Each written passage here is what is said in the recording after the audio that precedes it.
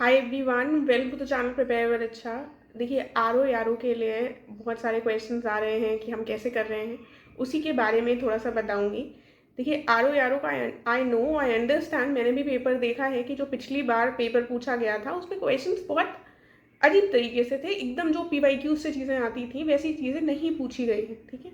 तो आपको कई बार मैं बता चुकी हूँ, लेकिन कई बार हम इतने ज़्यादा परेशान हो जाते हैं, इधर उधर इतना ज़्यादा सुनते हैं, हमको लगता है कि हम कैसे करें कि बस हमारा निकल जाए।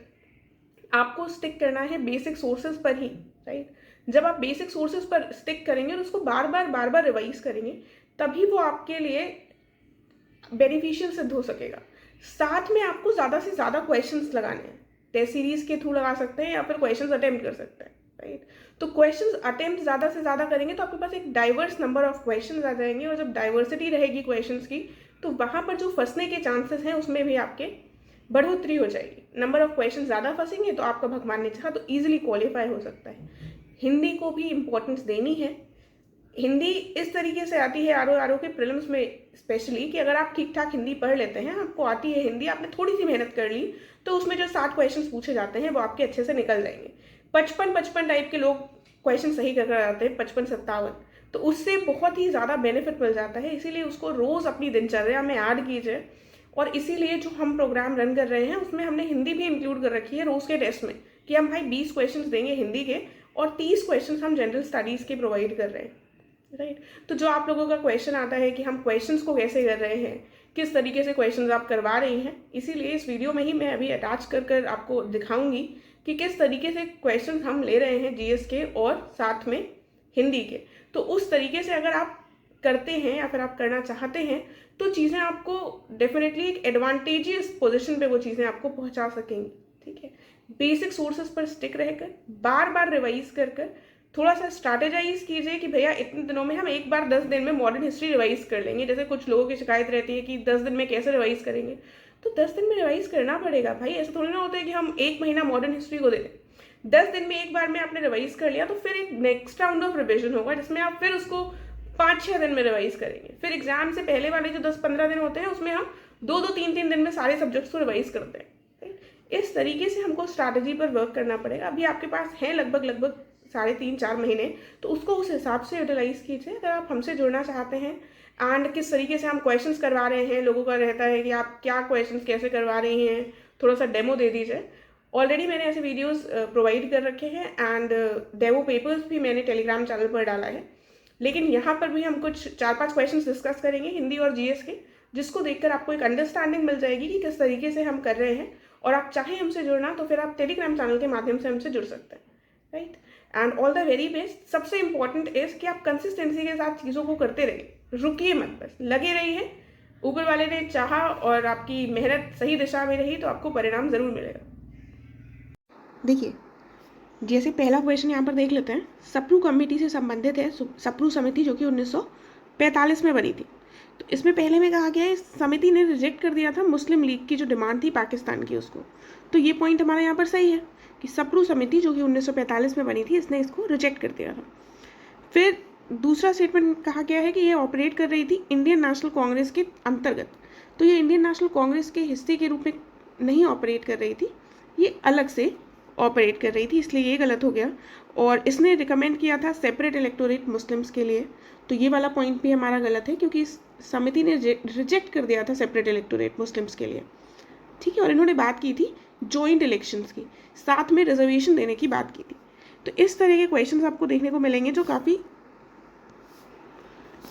एग्ज़ाम के जो पैटर्न बदल रहा है, जो नए नए क्वेश्चंस जिस तरीके से पूछे जाते हैं, उस तरीके के इम्पोर्टेंट क्वेश्चंस को हमने इंक्लूड करने की कोशिश करी है। इसमें हम 20 क्वेश्चंस जो हैं वो अलग, आपको कुछ नया उनसे ज़रूर सीखने को मिलेगा। वो होते हैं 5 PYQs उठाते हैं, क्योंकि PYQs के रेलेवेंस हम एकदम से दरकिनार नहीं कर सकते, एंड 5 हमारे करेंट अफेयर्स होते हैं। तो इससे हमारा चीज़ें कंप्लीट हो जाती हैं एंड 20 क्वेश्चन हमारे हिंदी के अलग से होते हैं, ठीक है। उसके बाद नेक्स्ट क्वेश्चन भी देख लेते हैं।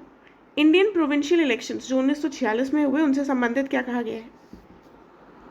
इन इलेक्शंस में जो कांग्रेस थी, इसको मेजॉरिटी नहीं मिल पाई थी किसी भी प्रोविंस में, ठीक है, जो कि ऐसी किसी भी प्रोविंस में जो कि मुस्लिम लीग के द्वारा क्लेम की जा रही थी पाकिस्तान के निर्माण के लिए, ठीक है। तो ऐसे किसी भी प्रोविंस में इंडियन नेशनल कांग्रेस को नहीं मिली थी मेजॉरिटी, ठीक है।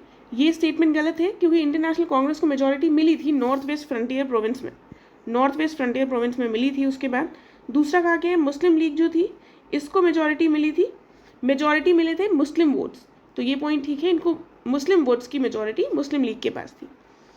उसके बाद क्या कहा गया है, उसके बाद कहा गया है अ यूनियनिस्ट मुस्लिम लीग अकाली कोएलिशन। तो यूनियनिस्ट मुस्लिम लीग और अकाली कोएलिशन जो था ये किसके अंतर्गत था, खिज्र हयात खान के अंतर्गत, जिसने अज्यूम की थी पावर पंजाब में, ठीक है।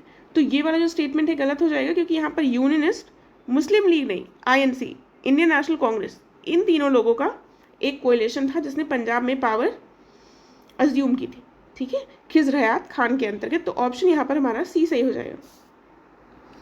इसी तरह से एक दो क्वेश्चंस और देख लेते हैं, जैसे कि सी राजगोपालाचारी फॉर्मूला की बात हो रही है तो इससे संबंधित स्टेटमेंट दिए हुए हैं। क्या कहा गया है, इसमें कहा गया है कि मुस्लिम लीग से कहा गया था कि वो फॉर्म करे provisional government with the Indian national Congress.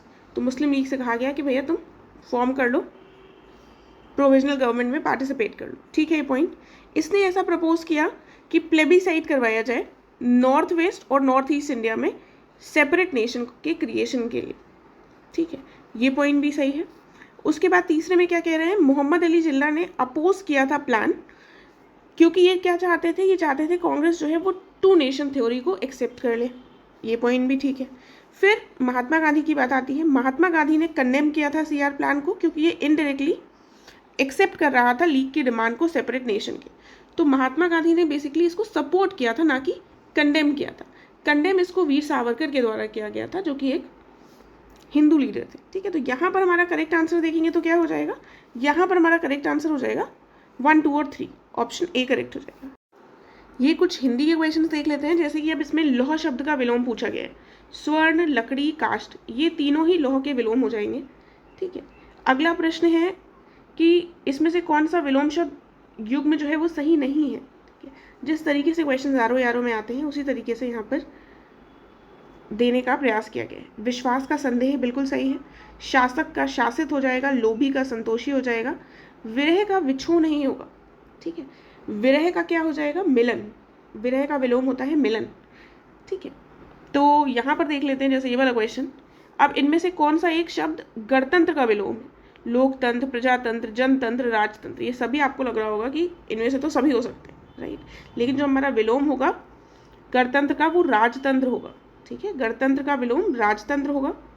And अगला देख लेते हैं, 8वां क्वेश्चन क्या कह रहा है, इसमें दिया हुआ है कौन सा शब्द घनेरा का विलोम है, ठीक है। तो इस दिन हमको सिर्फ उस दिन का पेपर दिखा रही हूँ जब हमने सिर्फ विलोम किए हैं। तो जो घनेरा शब्द है इसका विलोम क्या हो जाएगा, नगण्य, ठीक है, नगण्य सही हो जाएगा।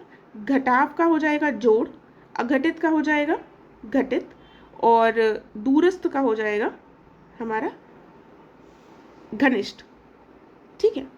तो ये हो गए हमारे। तो इस तरीके से हम क्वेश्चंस करने का प्रयास कर रहे हैं जिसके माध्यम से जो भी आपकी ARO की प्रिपरेशन चल रही है उसको और इन्हांस किया जा सके। एंड कहीं पर भी किसी भी टॉपिक पर जैसे आपको कन्फ्यूजन होता है किसी भी टेस्ट को अटेम्प्ट करते वक्त, तो आप लोग आराम से उस दिन के टॉपिक से संबंधित या फिर उस दिन के टेस्ट से संबंधित क्वेश्चंस भी पूछ सकते हैं। एंड प्रोग्राम से रिलेटेड जो भी डिटेल्स हैं वो आपको टेलीग्राम चैनल पर मिल जाएंगे। Thank you.